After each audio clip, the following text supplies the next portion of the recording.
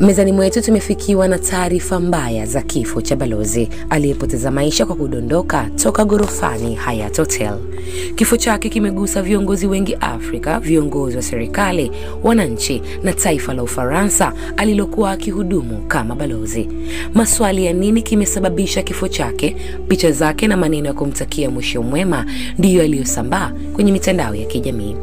Nikukumbushe unatizama Mseto Media, hakikisha umebonyeza maneno subscribe ili usio unapitwa na taarifa zetu. Mimi naitwa Princess Kiuli. Afrika na dunia ya kidiplomasia imepigwa na butwa kufuatia taarifa za kifo cha ghafla cha balozi Nkosinathi Emmanuel Mthethwa ambaye ameripotiwa kufariki dunia baada ya kuanguka kutoka ghorofa ya 22 ya hoteli ya kifahari ya Hyatt. Tukiwa wamoja kama wa Afrika, kifo chake kimewagusa viongozi wengi Afrika, ikiaminika pia nchini kwetu Tanzania ambapo tuliwahi kushirikiana naye kwenye mambo mbalimbali ya kiserikali na kitaifa. Emmanuel Mthethwa alikuwa ni balozi wa Afrika Kusini kule nchini Ufaransa, ambapo kifo chake kimetokea kwenye hoteli ya Hyatt iliyopo katika kitongoji cha 17 jijini Paris, Ufaransa. Tukio hili lilitokea usiku wa Septemba 30 na tayari limezua mjadala mkubwa miongoni mwa Watanzania, Wafaransa na raia wa Afrika Kusini wenyewe. Kwa mujibu wa vyanzo vya karibu, Mthethwa anaripotiwa kuanguka mara baada ya kupokea ujumbe wa simu kutoka kwa mke wake, ujumbe ambao ulielezwa kuwa na maneno aliyomweka katika hali ya mshtuko na wasiwasi mkubwa. Mashuhuda wa tukio walisema kwamba waliona harakati za dharura zikifanywa na wahudumu wa hoteli baada ya kuanguka kwake, lakini juhudi za kuokoa maisha yake hazikufanikiwa.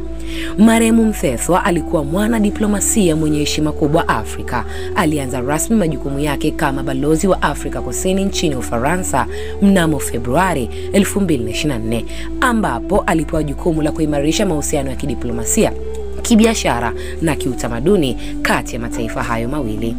Kabla ya kuteuliwa kuwa balozi, Mthethwa alihudumu kama mjumbe wa kudumu wa Afrika Kusini katika shirika la Umoja wa Mataifa la elimu, sayansi na utamaduni UNESCO, ambapo alichangia kwa kiasi kikubwa katika sera za elimu na utamaduni barani Afrika. Mbali na jukumu la kidiplomasia, Mthethwa pia aliwahi kushika nyadhifa mbalimbali serikalini nchini kwake.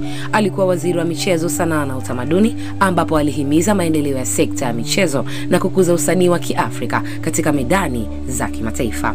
Pia aliwahi kushika nyadhifa katika Wizara ya Polisi na Wizara ya Usalama wa Ndani, akihusiana moja kwa moja na masuala ya ulinzi wa taifa. Uzoefu wake mpana ulimfanya atambuliwe kama kiongozi mwenye weledi na mchango wa kipekee katika siasa na utumishi wa umma. Taarifa za kifo chake zimethibitishwa na serikali ya Afrika Kusini kupitia Wizara ya Mambo ya Nje, ambayo imetuma salamu za rambirambi kwa familia ya marehemu pamoja na raia wote wa Afrika Kusini walioguswa na msiba huu. Rais wa Afrika Kusini kupitia msemaji wake amesema kifo cha Mthethwa ni pigo kubwa kwa taifa letu. Tumempoteza kiongozi mpenda amani na mtetezi wa maendeleo ya kijamii na kiutamaduni. Nchini Ufaransa, maofisa wa serikali pia wameeleza masikitiko yao, wakisema balozi Mthethwa alikuwa kiungo muhimu kati ya Paris na Pretoria. Polisi wa Ufaransa wamesema uchunguzi wa kina umeanzishwa kubaini mazingira halisi ya tukio hilo, japokuwa tetesi za kujitoa uhai zimesambaa kutokana na hali iliyotangulia tukio hilo.